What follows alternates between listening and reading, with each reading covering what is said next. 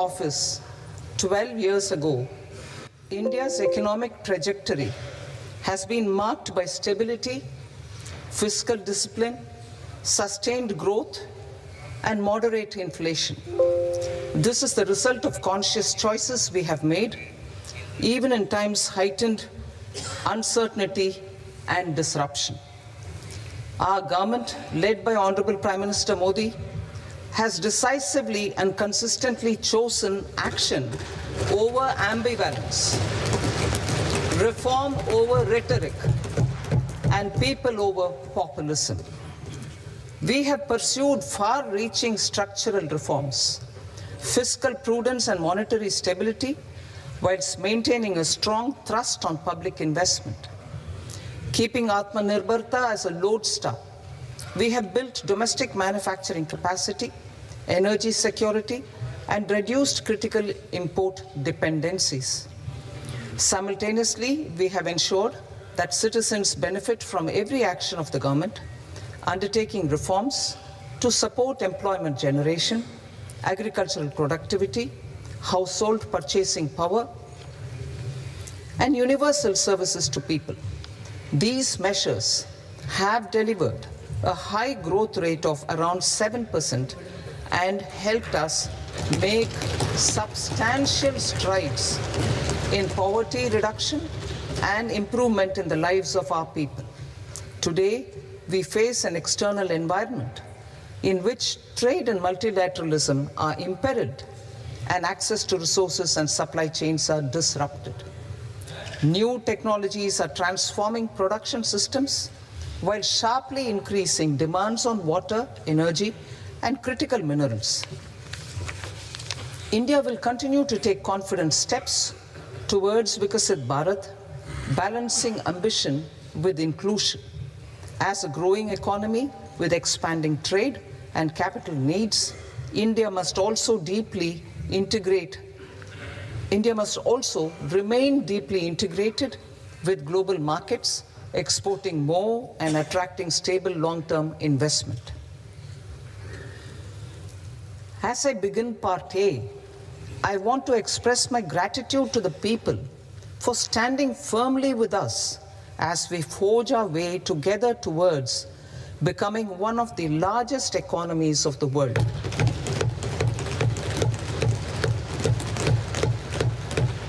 Our aim is to transform aspiration into achievement and potential into performance as we ensure that the dividends of growth reach every farmer, the scheduled caste, the scheduled tribes, the nomads, the youth, the poor, and the women.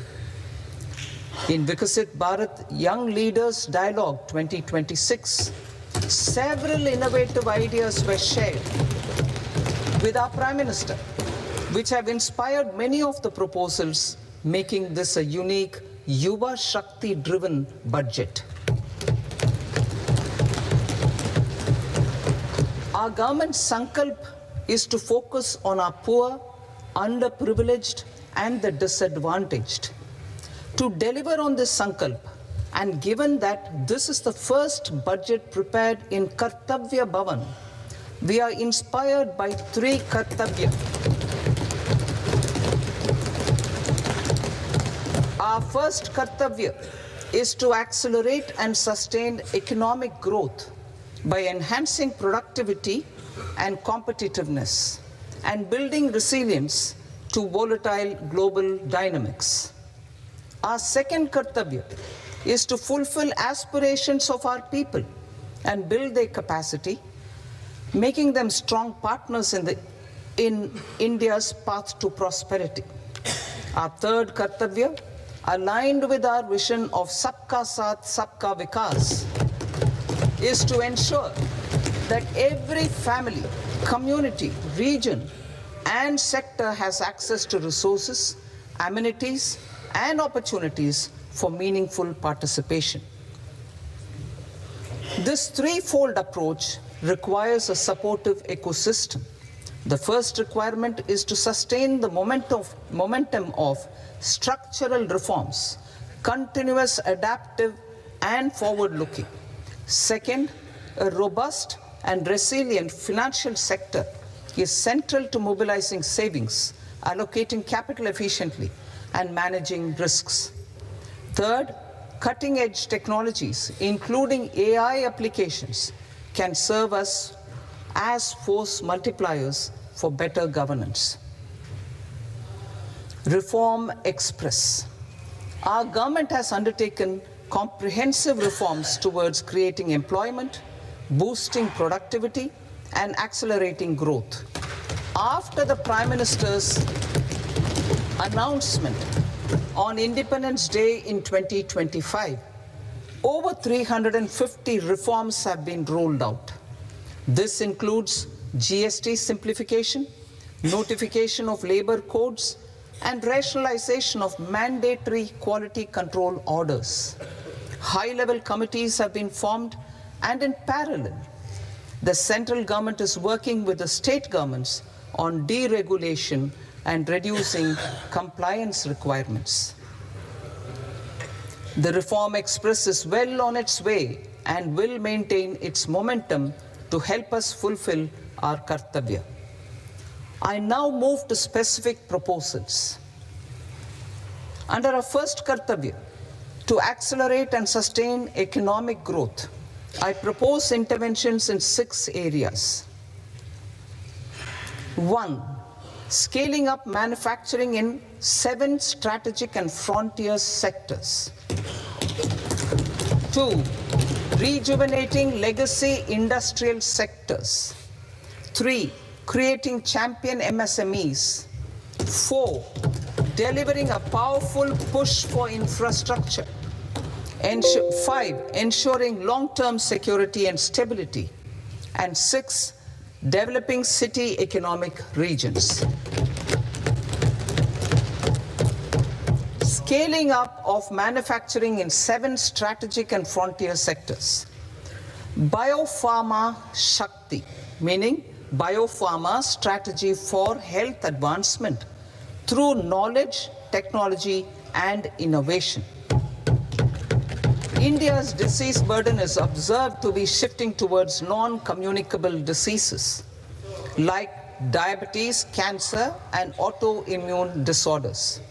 Biologic medicines are key to longevity and quality of life at affordable costs. To develop India as a global biopharma manufacturing hub,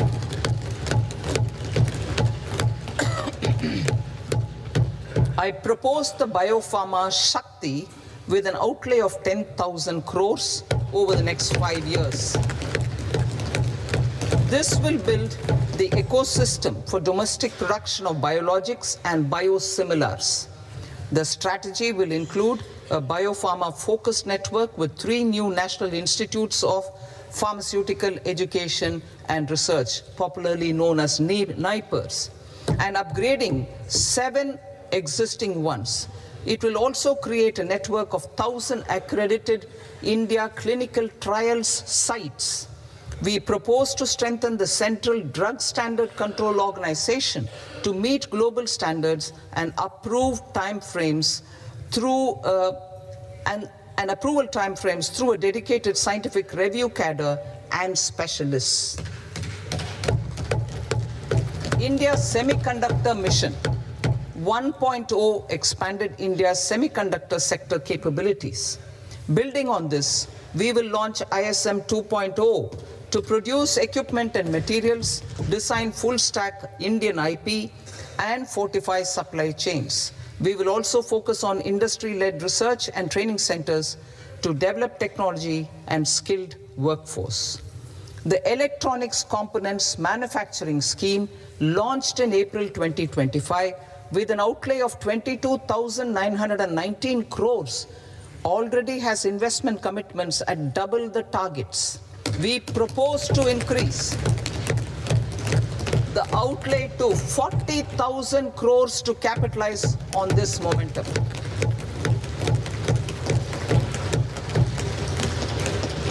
A scheme for rare earth permanent magnets was launched in 2025 November. We now propose to support the mineral-rich states of Odisha, Kerala, Andhra Pradesh, and Tamil Nadu to establish dedicated rare earth corridors to promote mining, processing, research, and manufacturing.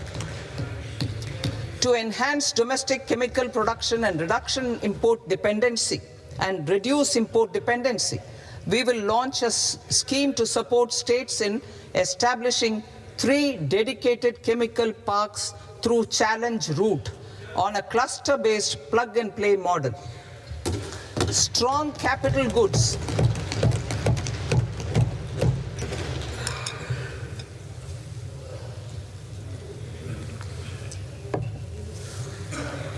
Strong capital goods capability is a determinant of productivity and quality across different sectors.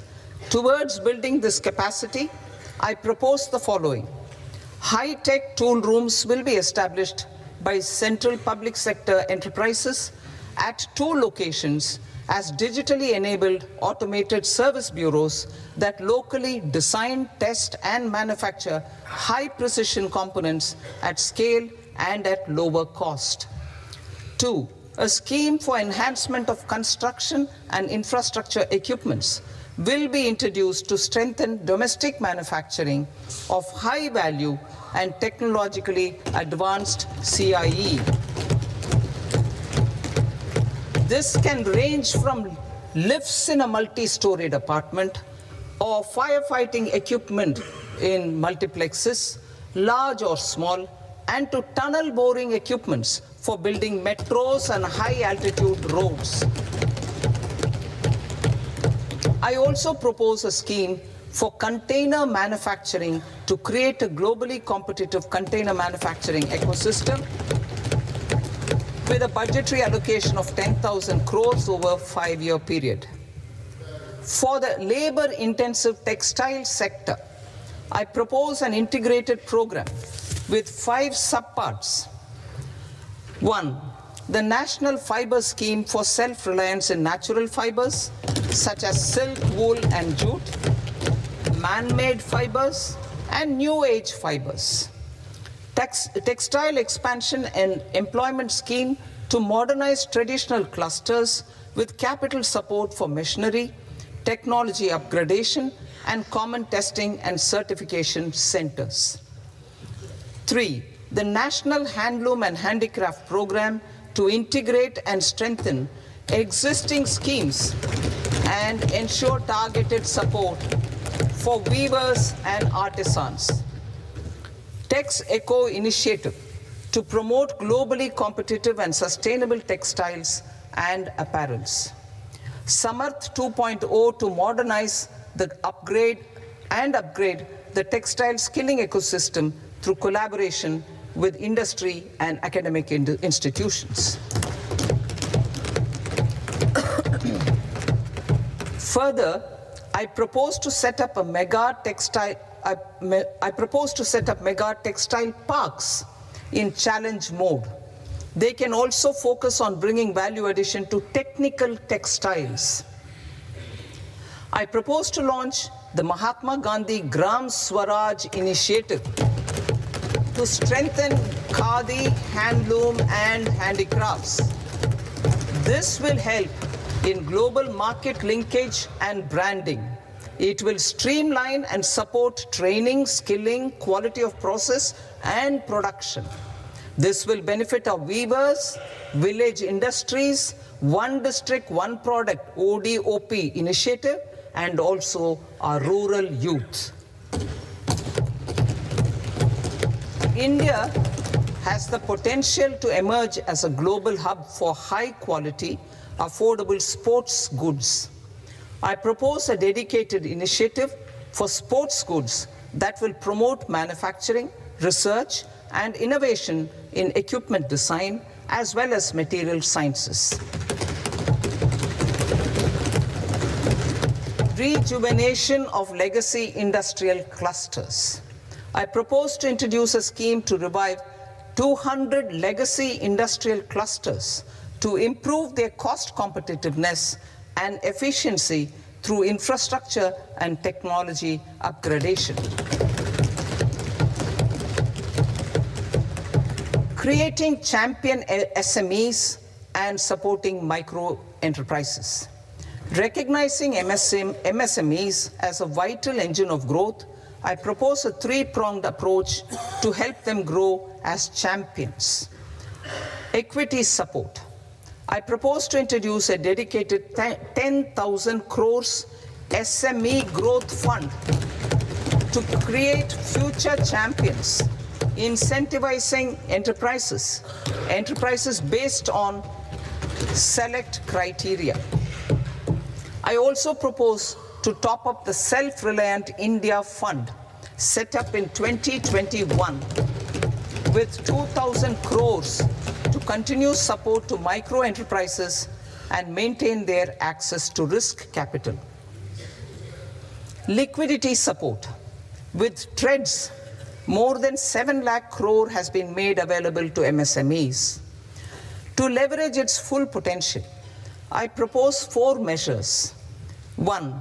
Mandate TREDS as the transaction settlement platform for all purchases from MSMEs by CPSEs, serving as a benchmark for other corporates. 2.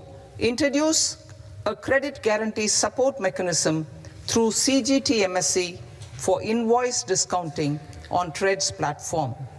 3.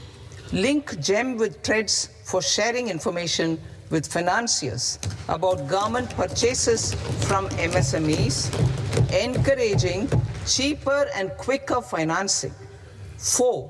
Introduce TREDS receivables as asset-backed securities, helping develop a secondary market, enhancing liquidity and settlement of transactions. Professional support. Government will facilitate professional institutions such as the ICAI, ICSI, ICMAI to design short-term modular courses and practical tools to develop a cadre of corporate mitras, especially in Tier 2 and Tier 3 towns. These accredited para-professionals will help MSMEs meet compliance requirements at affordable costs. Infrastructure. During this past decade, our government has undertaken several initiatives for large-scale enhancement of public infrastructure, including through new financing instruments such as Infrastructure Investment Trust (InvITs) and Real Estate Investment Trust (REITs), and institutions like NIIF and NABFID.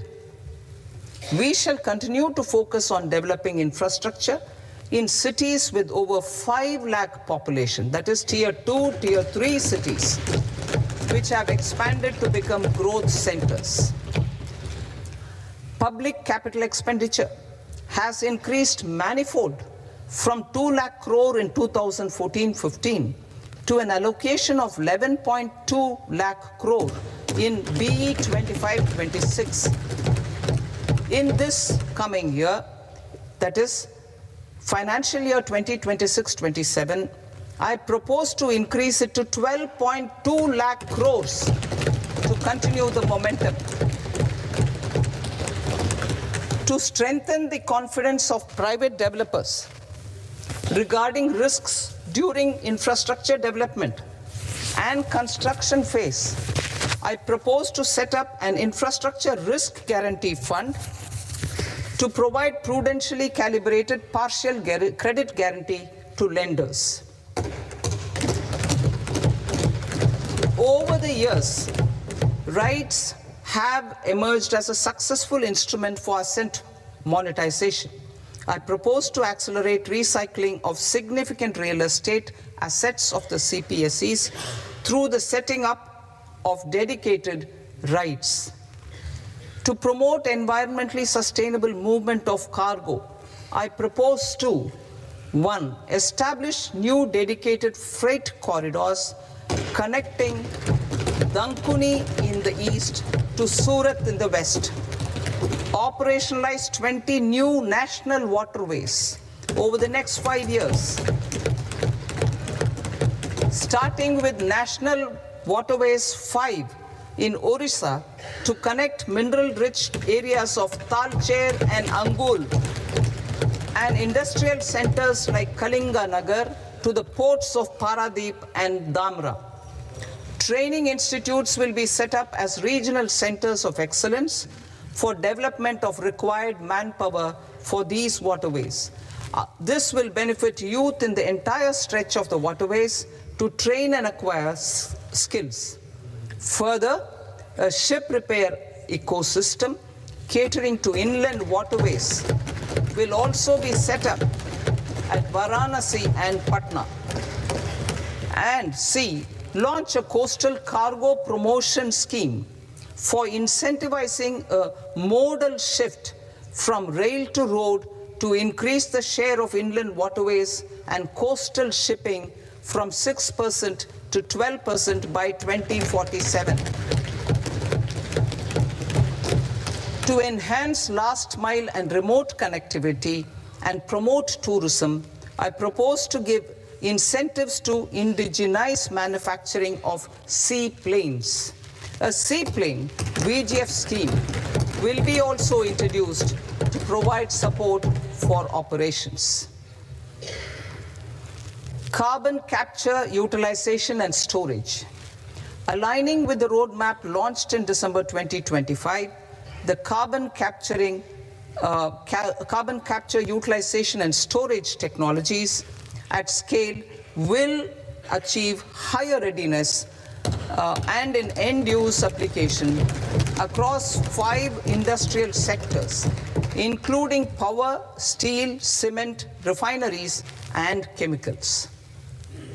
An outlay of 20,000 crore is proposed over the next 5 years for this purpose. City economic regions. Cities are India's engines of growth, innovation, and opportunities. We shall now focus on Tier 2, Tier 3 cities, and even temple towns, which need modern infrastructure and basic amenities. This budget aims to further amplify the potential of cities to deliver the economic power of agglomerations by mapping city economic regions based on their specific growth drivers. An allocation of 5,000 crore per CER over 5 years is proposed for implementing their plans through a challenge mode with a reform cum result-based financing mechanism.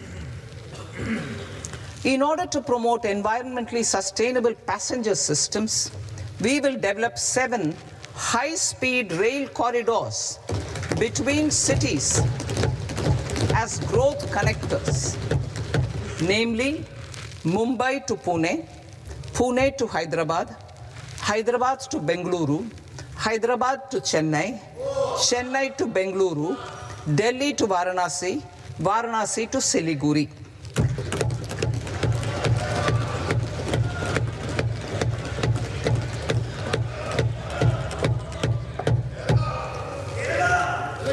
Financial sector.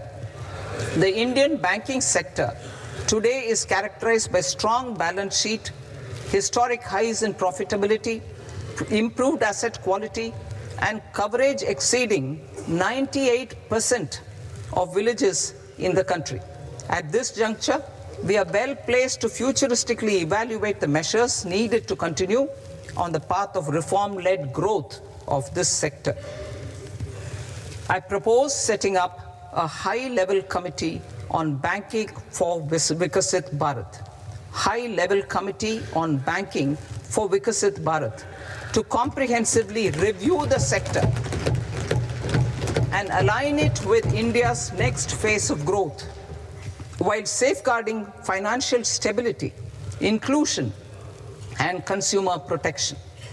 The vision for NBFCs for Vikasit Bharat has been outlined with clear targets for credit disbursement and technology adoption in order to achieve scale and improve efficiency in the public sector NBFCs.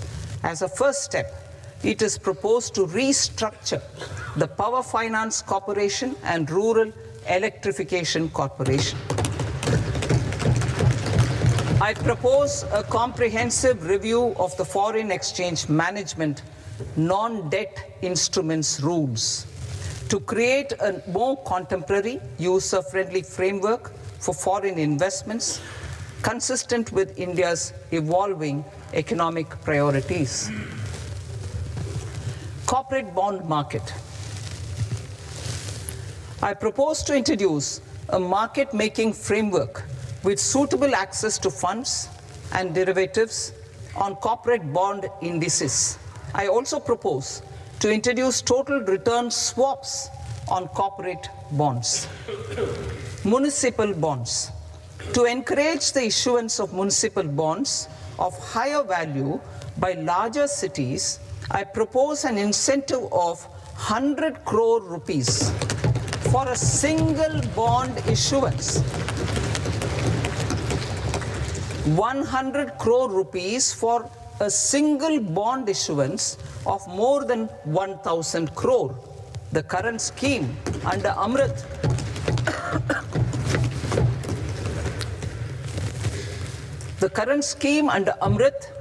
which incentivizes issuances up to 200 crores only, will also continue to support smaller and medium towns. That will also continue to support the smaller and medium towns. Ease of doing business. Individual persons resident outside India, PROI, will be permitted to invest in equity instruments of listed Indian companies through the Portfolio Investment Scheme. It is also proposed to increase the investment limit for an individual PROI under the scheme from 5% to 10%, with an overall investment limit for all individual PROIs to 24% from the current 10%. Emerging technologies including AI. 21st century is technology-driven. Adoption of technology is for the benefit of all people.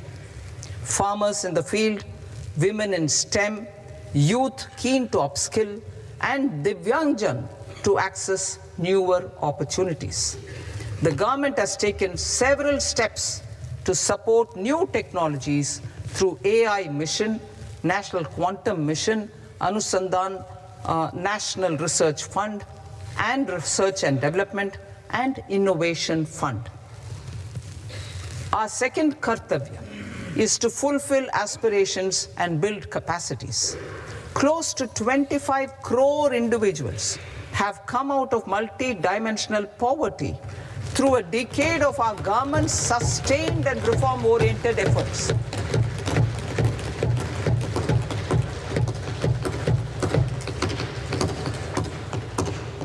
Our government has therefore decided to place a renewed emphasis on the service sector to provide a pathway to fulfilling aspirations of a youthful India with the following measures.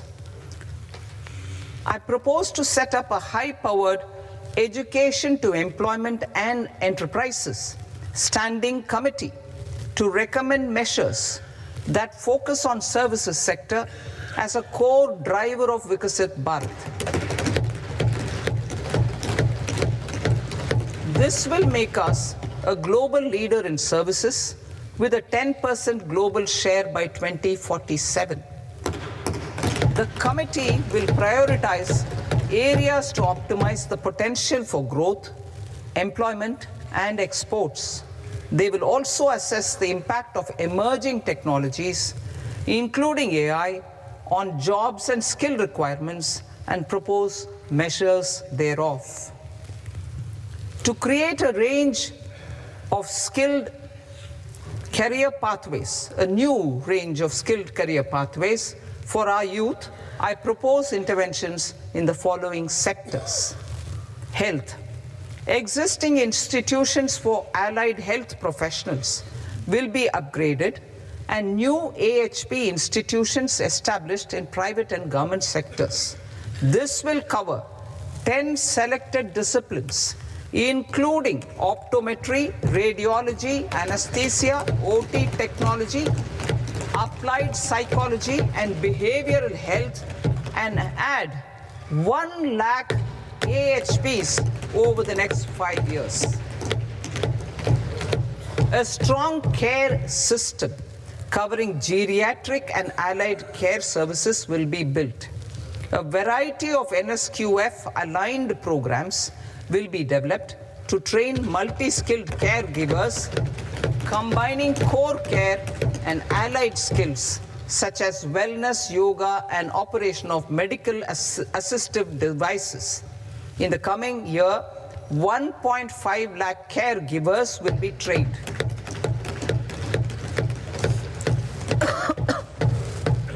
Hubs for medical value tourism. To promote India as a hub for medical tourism services, I propose to launch a scheme to support states in establishing 5 regional medical hubs in partnership with the private sector. These hubs will serve as integrated healthcare complexes that combine medical, educational, and research facilities. They will have Ayush centers, medical value tourism facilitation centers, and infrastructure for diagnostics, post-care, and rehabilitation. These hubs will provide diverse opportunities, job opportunities for health professionals, including doctors and AHPs. Ancient Indian yoga, already respected in several parts of the world, was given a mass global recognition when Honorable Prime Minister took it to the UN. Post-COVID, Ayurveda gained a similar global acceptance and recognition. Exporting quality Ayurveda products helps farmers who grow the herbs and youth who process the products. To meet growing global demand, a few more steps are being taken. I propose to, 1, set up 3 new All India Institutes of Ayurveda. 2, upgrade Ayush pharmacies and drug testing labs for higher standards of certification ecosystem and make available more skilled personnel. 3, upgrade the WHO Global Traditional Medicine Center in Jamnagar to bolster evidence-based research, training, and awareness for traditional medicine. Animal husbandry. Livestock contributes to close to 16% of farm income, including of poor and marginal households. To scale up availability of veterinary professionals by more than 20,000, I propose to roll out a loan-linked capital subsidy support scheme for establishment of veterinary and para-veterinary colleges, veterinary hospitals, diagnostic laboratories, and breeding facilities in private sector. Collaboration between Indian and foreign institutions will also be facilitated. Orange economy. India's animation, visual effects, gaming and comics sector, ABGC sector, is a growing industry projected to require 2 million professionals by 2030. I propose to support the Indian Institute of Creative Technologies, Mumbai, in setting up ABGC content creator labs in 15,000 secondary schools all over the country and 500 colleges. The Indian design industry is expanding rapidly, and yet there is a shortage of Indian designers. I propose to establish, through Challenge Route, a new National Institute of Design to boost design education and development in the eastern region of India.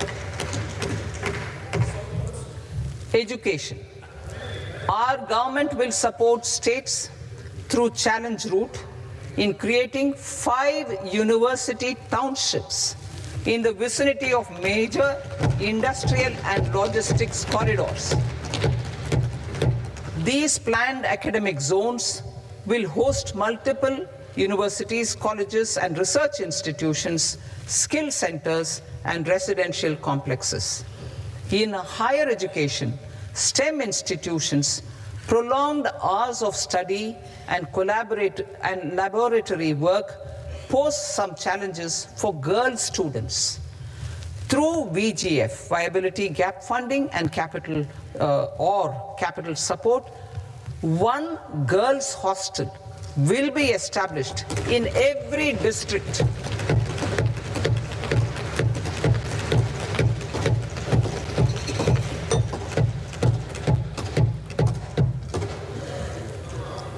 To promote astrophysics and astronomy via immersive experiences.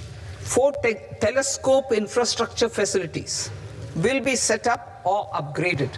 The National Large Solar Telescope, the National Large Optical Infrared Telescope, the Himalayan Chandra Telescope, and the Cosmos 2 Planetarium.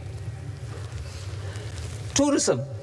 The tourism sector has the potential to play a large role in the employment generation, forex earnings, and expanding the local economy.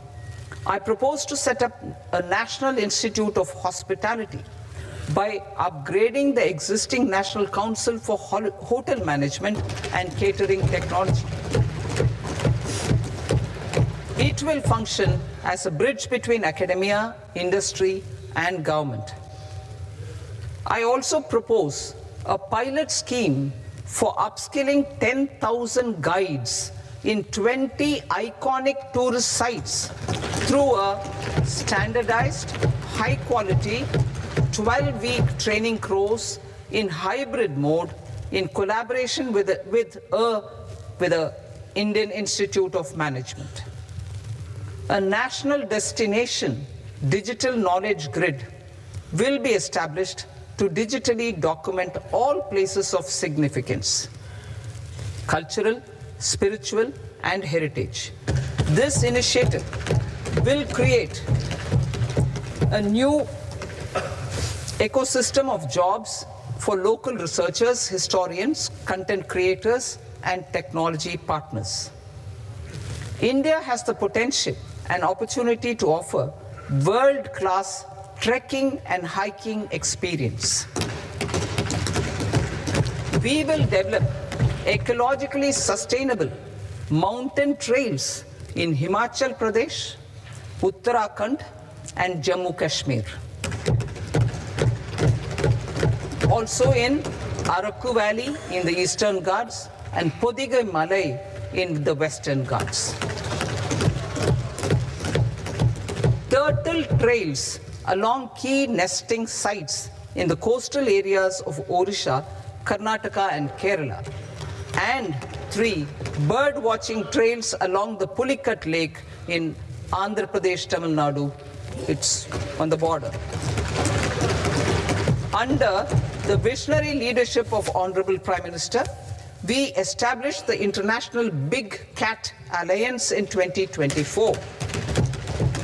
This year, India is hosting the first ever Global Big Cat Summit, where heads of governments and ministers from 95 range countries will deliberate on collective strategies for conservation. Heritage and culture tourism. I propose to develop 15 archaeological sites, including Lothal, Dholavira, Rakhi Gadi, Adichanallur, Saranath, Hastinapur, and Leh Palace into vibrant experiential cultural destinations. Excavated landscapes will be open to the public through curated walkways. Immersive storytelling skills and technologies will be introduced to help conservation labs, interpretation centers, and guides.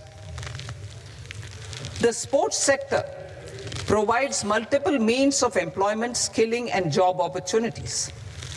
Taking forward the systematic nurturing of sports talent, which is set in motion through the Khelo India program earlier, I propose to launch a Khelo India mission to transform the sports sector over the next decade.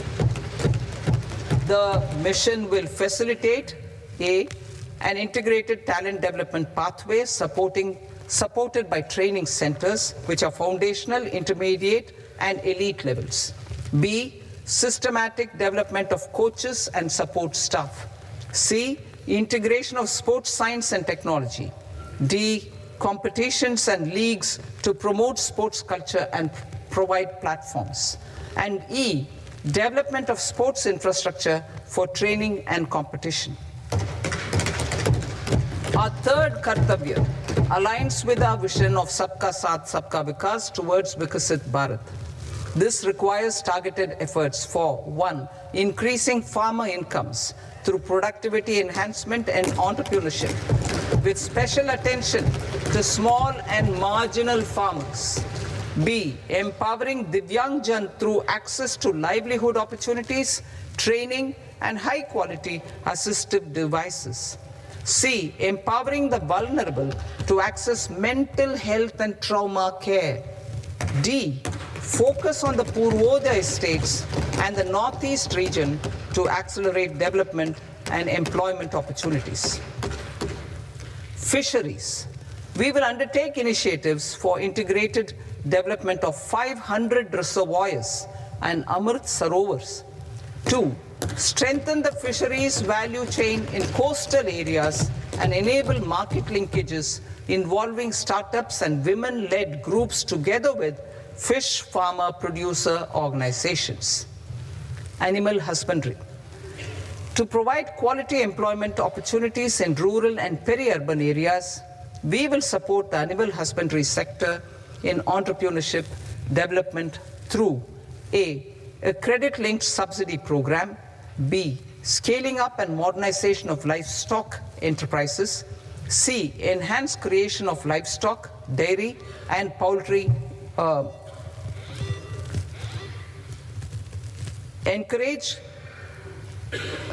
enhanced creation of livestock, dairy, and poultry-focused integrated value chains, and D, encourage creation of livestock farmer-producer organizations. High-value agriculture.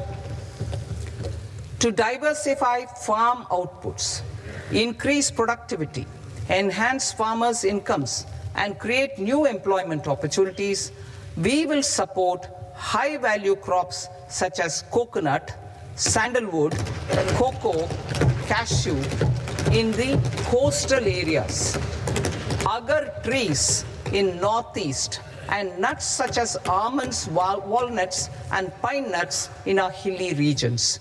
These, all of them, will be supported. India is the world's largest producer of coconuts. About 30 million people, including nearly 10 million farmers, depend on coconuts for their livelihood. To further enhance competitiveness in coconut production, I propose a coconut promotion scheme to increase production and enhance productivity through various interventions, including replacing and non-productive trees with new saplings or plants or varieties in major coconut growing states.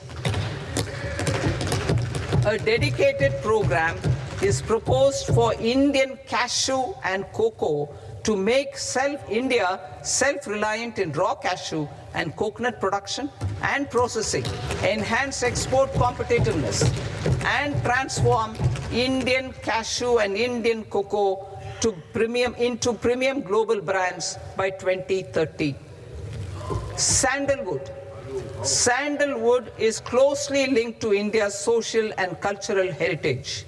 Our government will partner with state governments to promote focused cultivation and post-harvest processing to restore the glory of the Indian sandalwood ecosystem, to rejuvenate old, low-yielding orchards, and expand high-density cultivation of walnuts, almonds, and pine nuts. We will support a dedicated program to enhance farmer incomes and in bringing value addition by engaging youth. Bharat Vistar. that is, virtually integrated system to access agricultural resources. I propose to launch Bharat Vistar, a multilingual AI tool that shall integrate the AgriStack portals and the ICAR package on agricultural practices with AI systems. This will enhance farm productivity, enable better decisions for farmers, and reduce risk by providing customized advisory support. She Marts for rural women-led enterprises.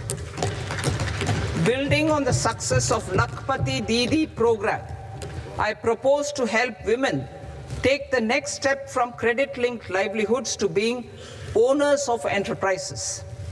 Self-help entrepreneur, She Marts will be set up as community-owned retail outlets within the cluster-level federations through enhanced and innovative financing instruments. Empowering Divyangjan. Divyangjan Kaushal Yojana. Information technology, AVGC sectors, hospitality and food and beverages sectors often offer task-oriented and process-driven roles which are suitable for Divyangjan. We will ensure dignified livelihood opportunities through industry-relevant and customized training specific to each Divyangjan group. Divyang Sahara Yojana.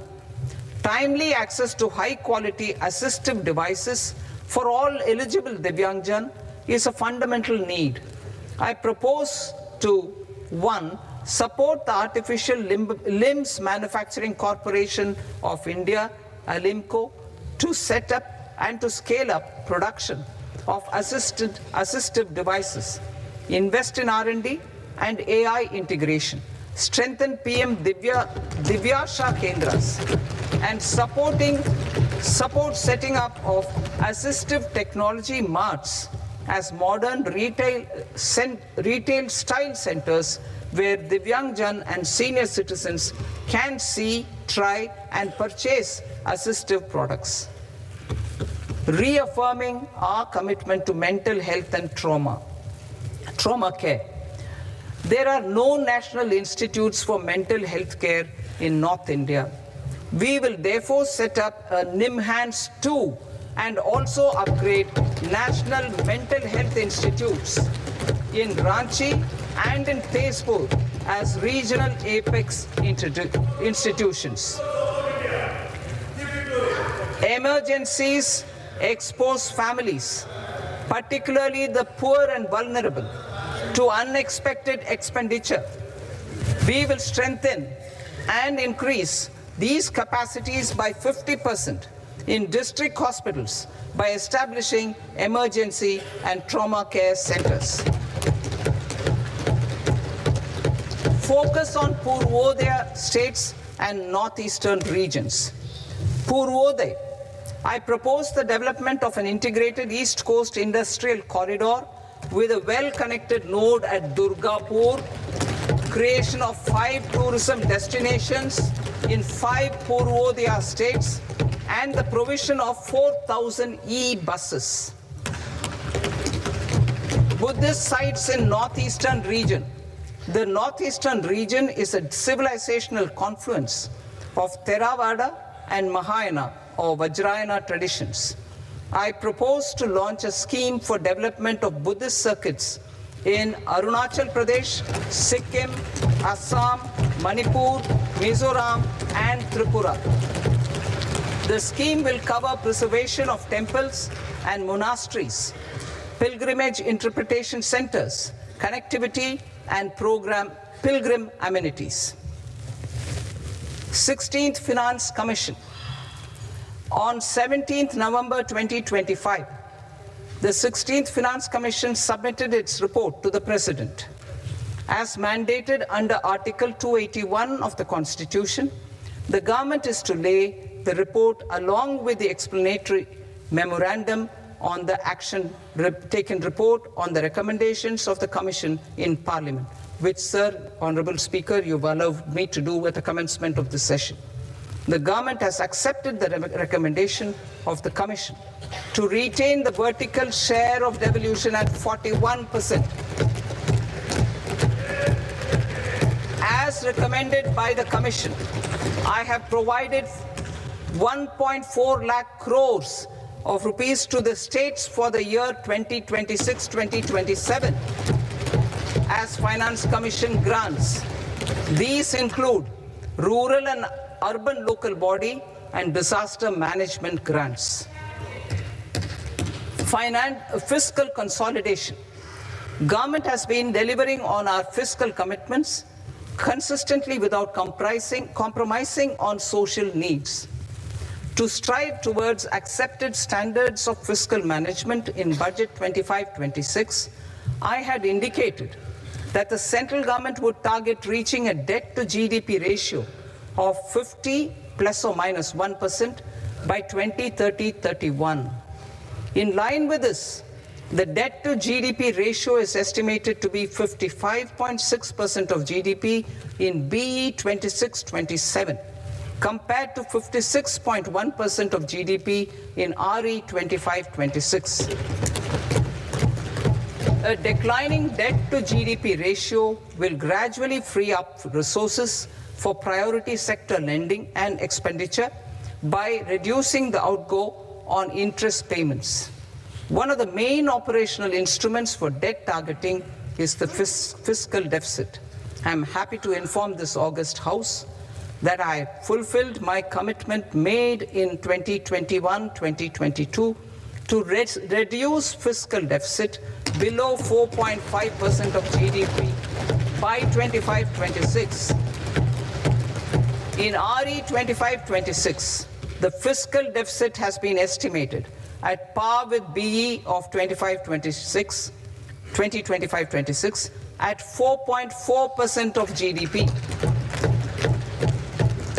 In line with the new fiscal prudence path of debt consolidation, the fiscal deficit in BE 26-27 is estimated to be 4.3% of the GDP.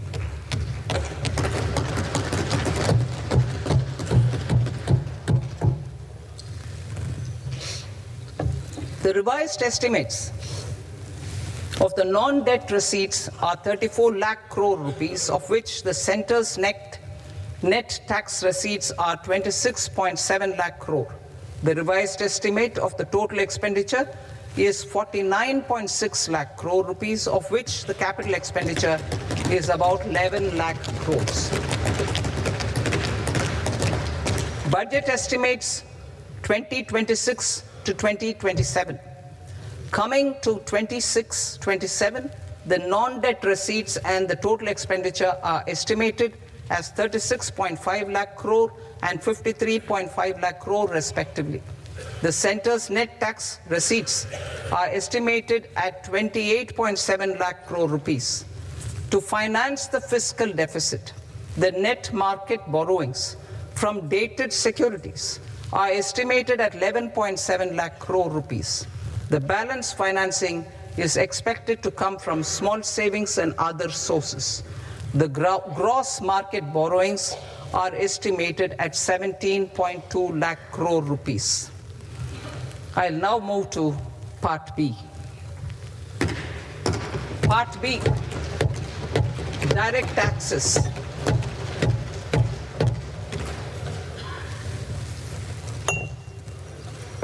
Honorable Speaker, sir, I now present my proposals on direct taxes. New Income Tax Act. In July 2024, I announced a comprehensive review of the Income Tax Act 1961. This was completed in a record time, and the Income Tax Act 2025 will come into effect from 1st April 2026.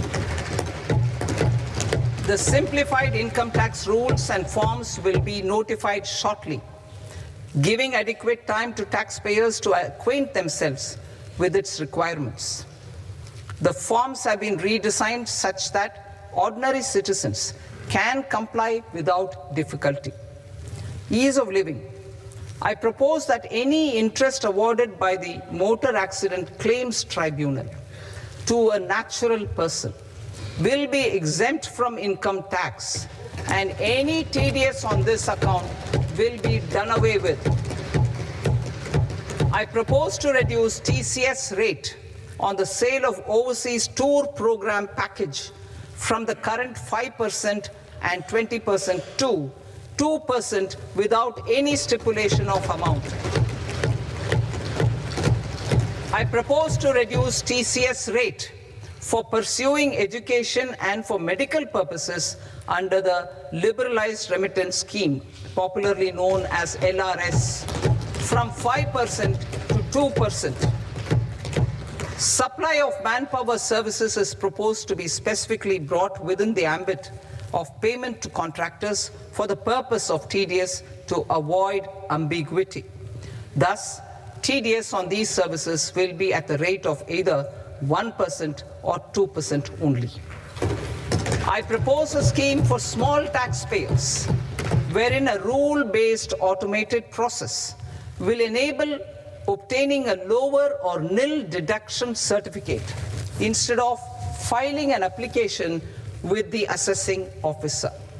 For the ease of taxpayer holding securities in multiple companies, I propose to enable depositories to accept Form 15G or Form 15H from the investor and provide it directly to various relevant companies.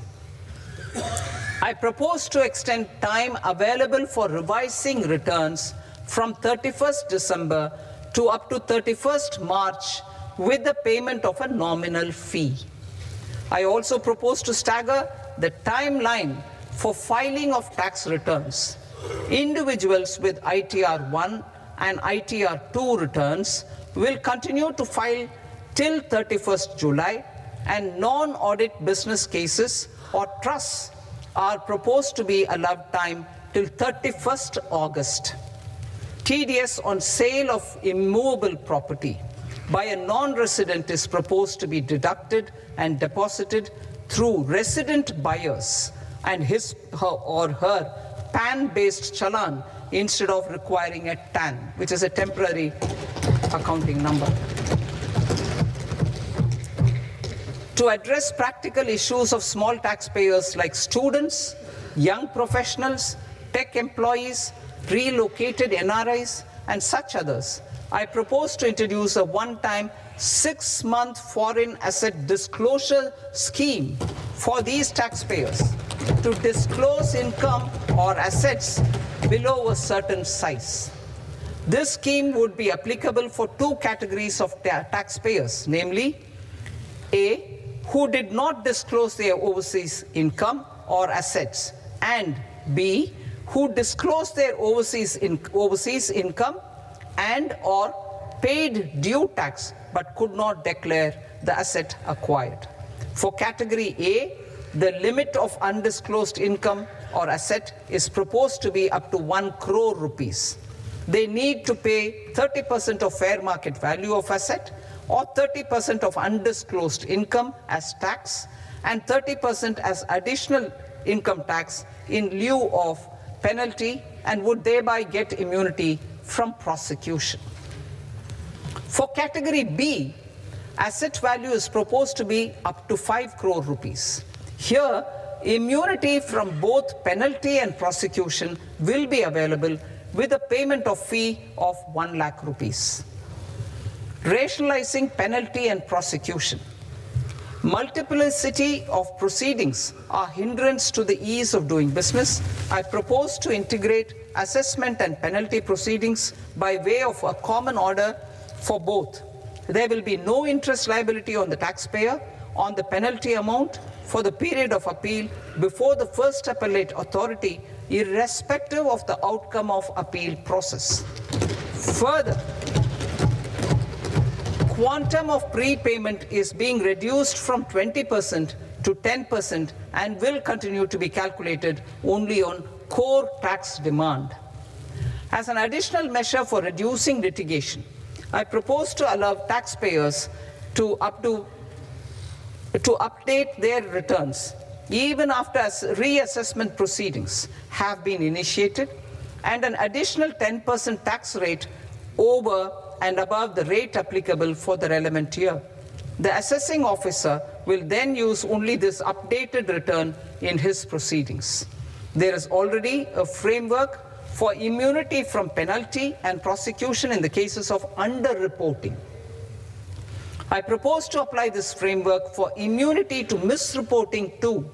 However, in such a case, the taxpayer will need to pay 100% of the tax amount as an additional income tax over and above the tax and interest due. Penalties for certain technical defaults, such as failure to get accounts audited, non-furnishing of transfer pricing audit report, and default in furnishing statement for financial transactions, are proposed to be converted into fee.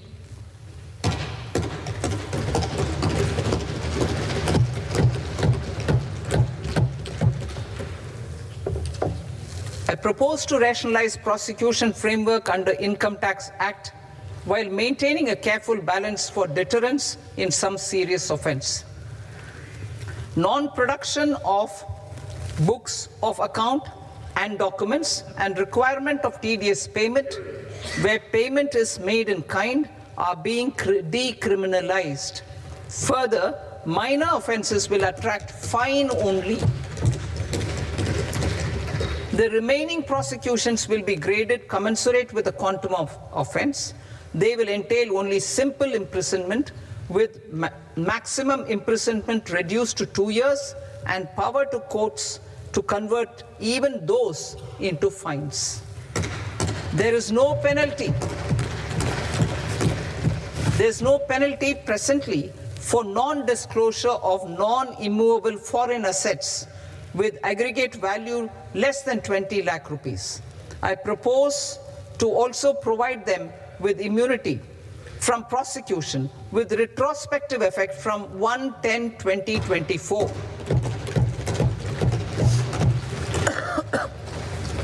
Cooperatives.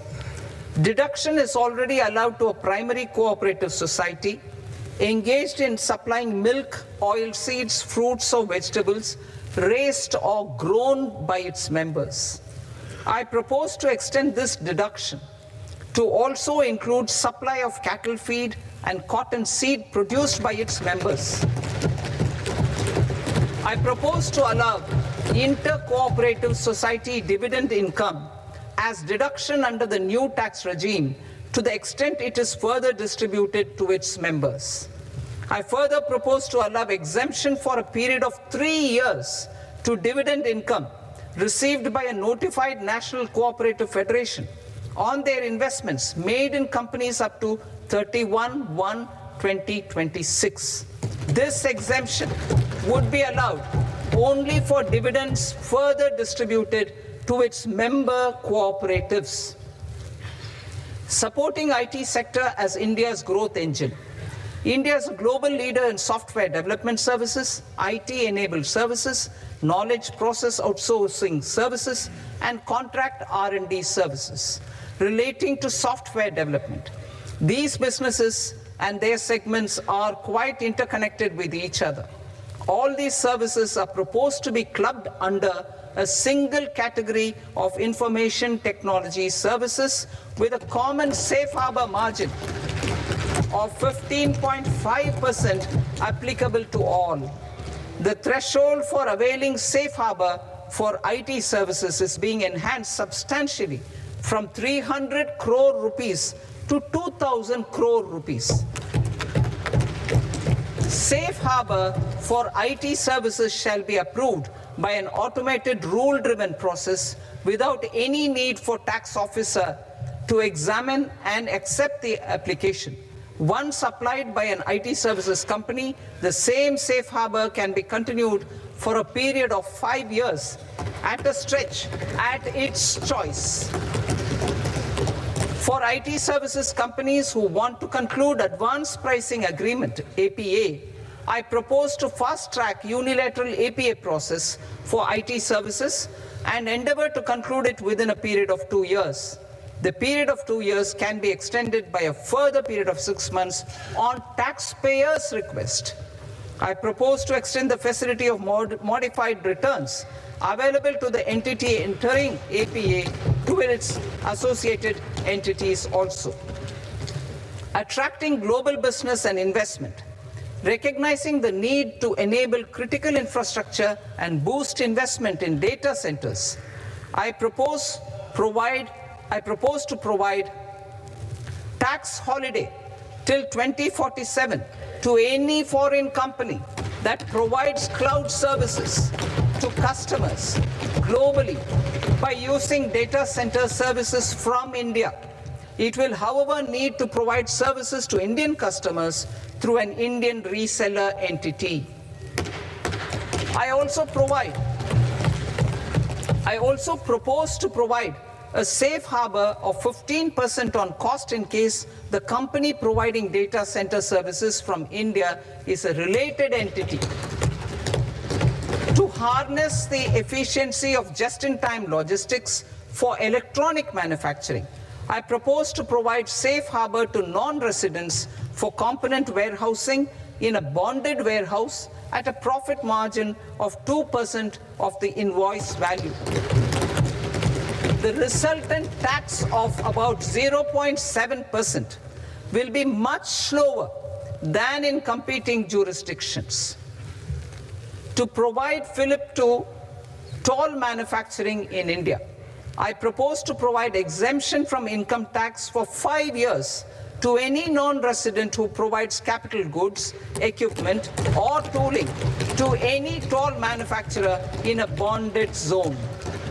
To encourage vast pool of global talent to work in India for a longer period of time, I propose to provide exemption to global, non-India sourced income of a non-resident expert for a stay period of 5 years under notified schemes.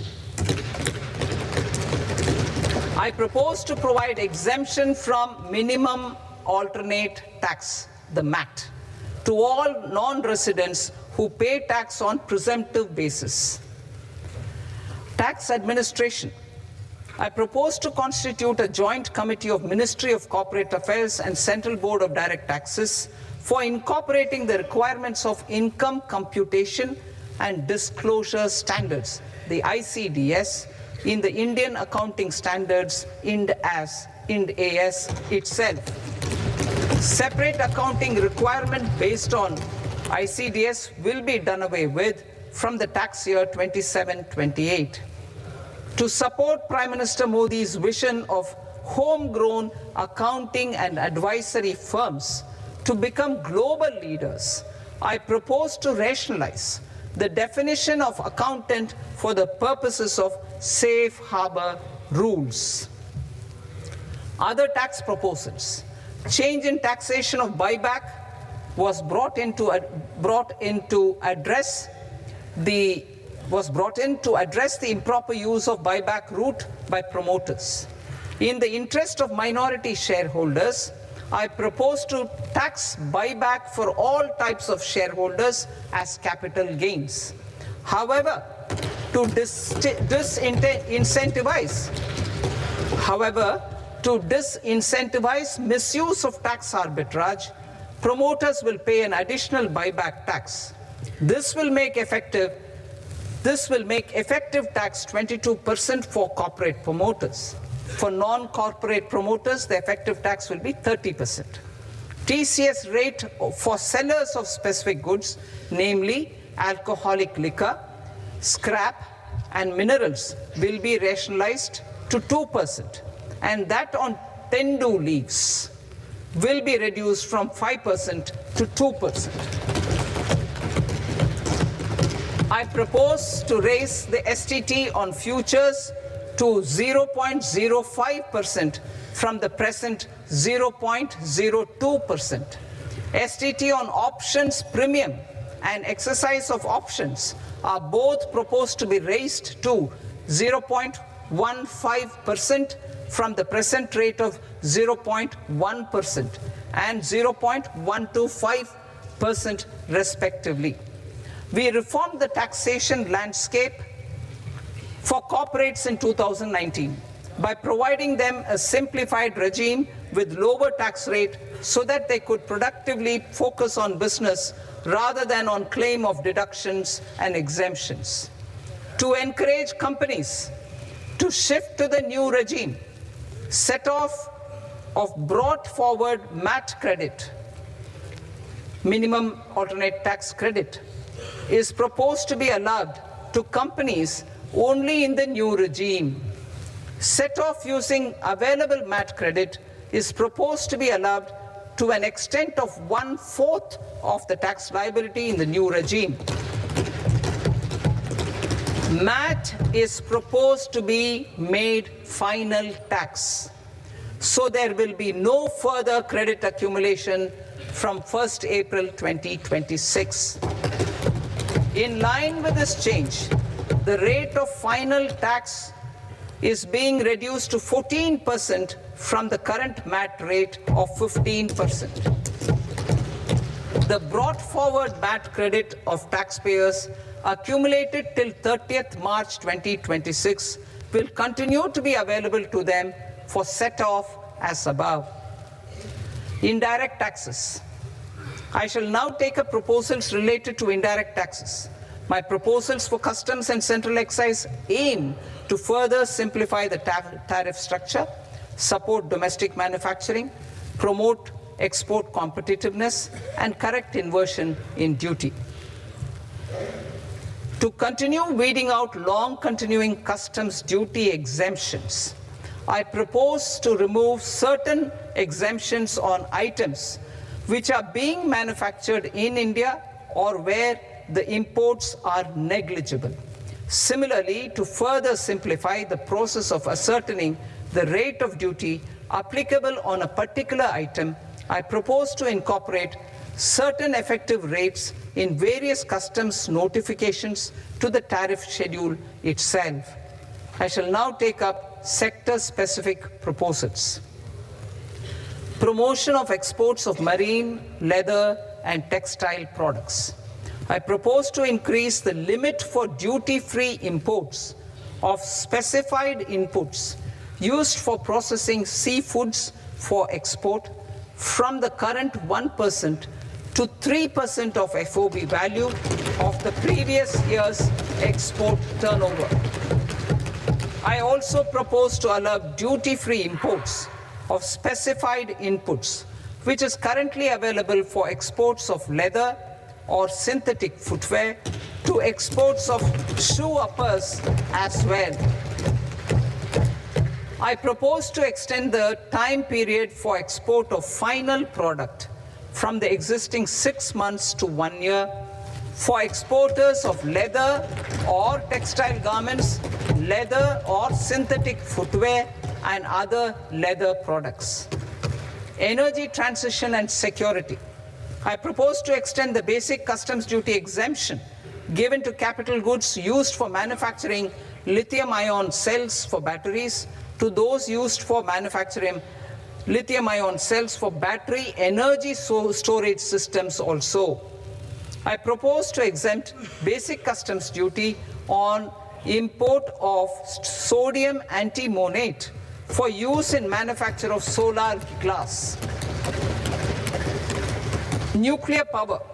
I propose to extend the existing basic customs duty exemption on imports of goods required for nuclear power projects till the year 2035 and expand it for all nuclear plants irrespective of their capacity.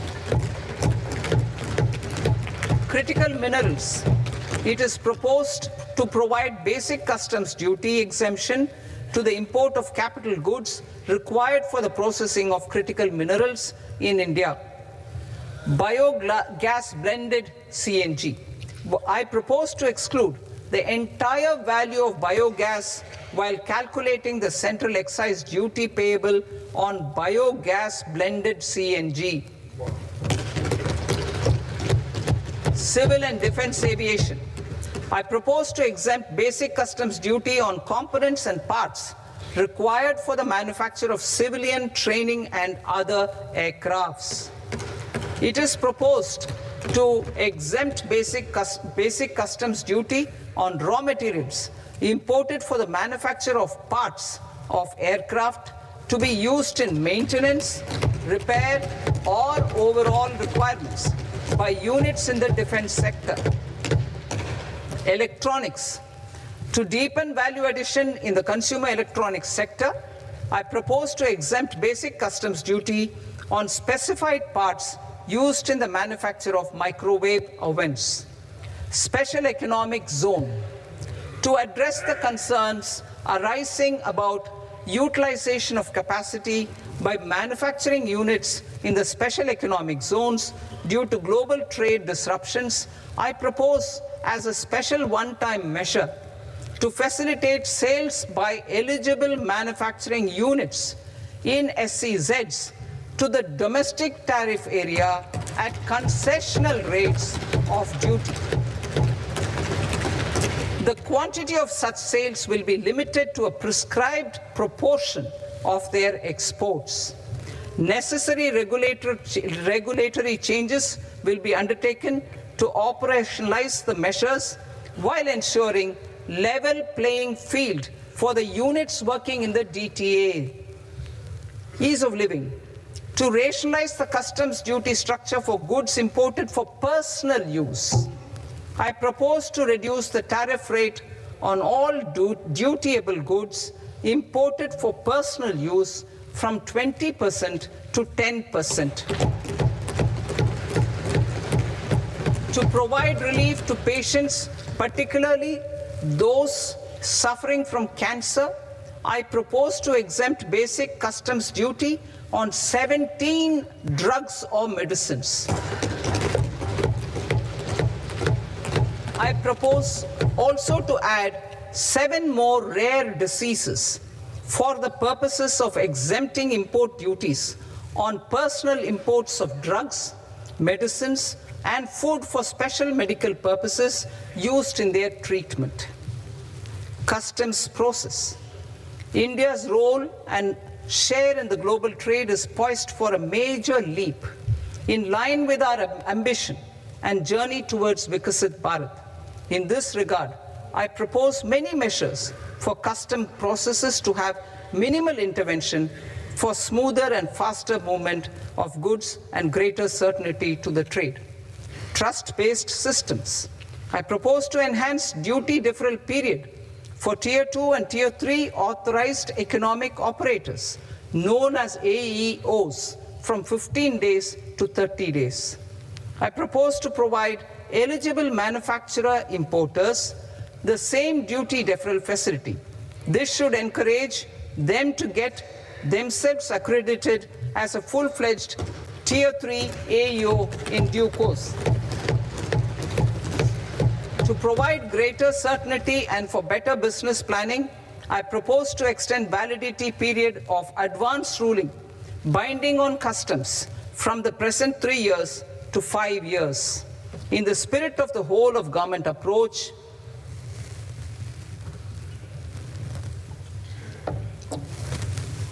government agencies will be encouraged to leverage AEO accreditation for preferential treatment in clearing their cargo.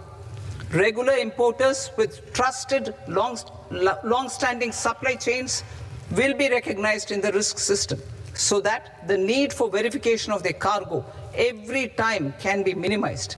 Export cargo using electronic sealing.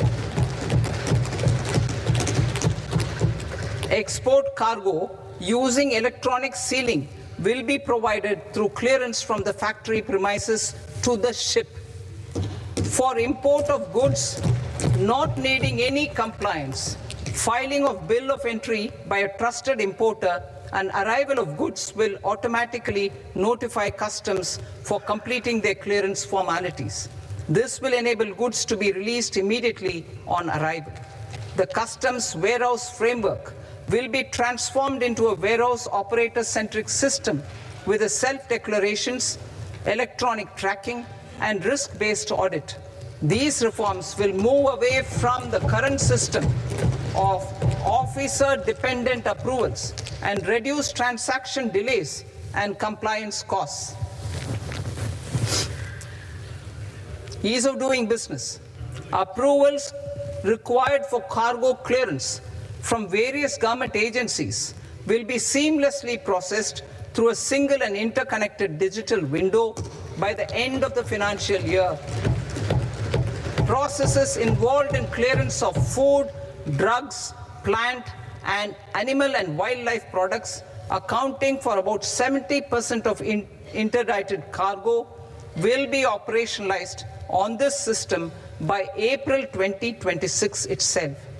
For goods not having any compliance requirement, clearance will be done by customs immediately after online registration is completed by the importer, subject to the payment of duty.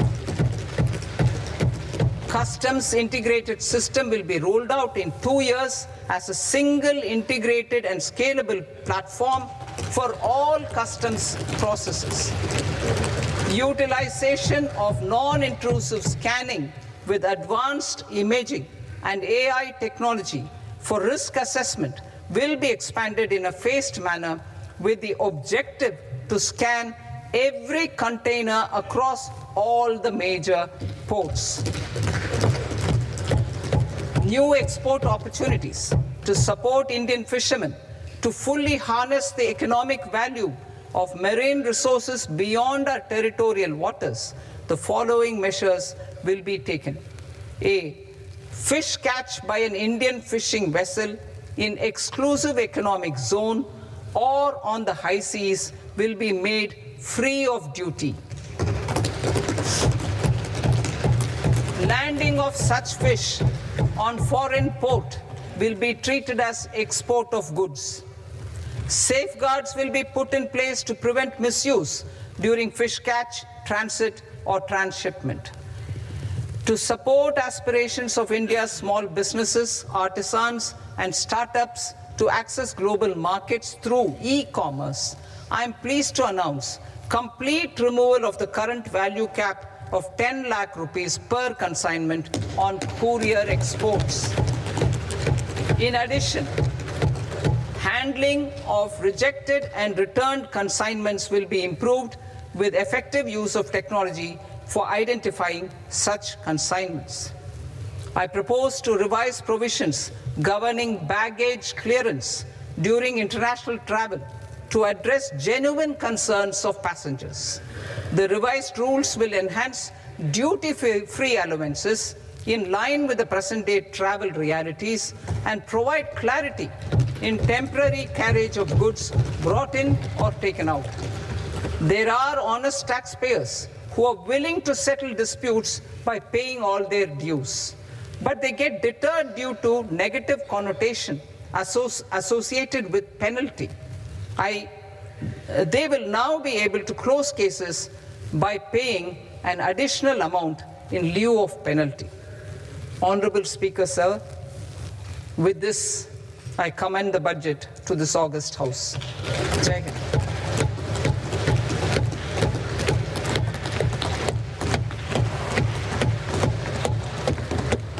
One and a half hours. Item number 3, माननीय वित्त मंत्री जी.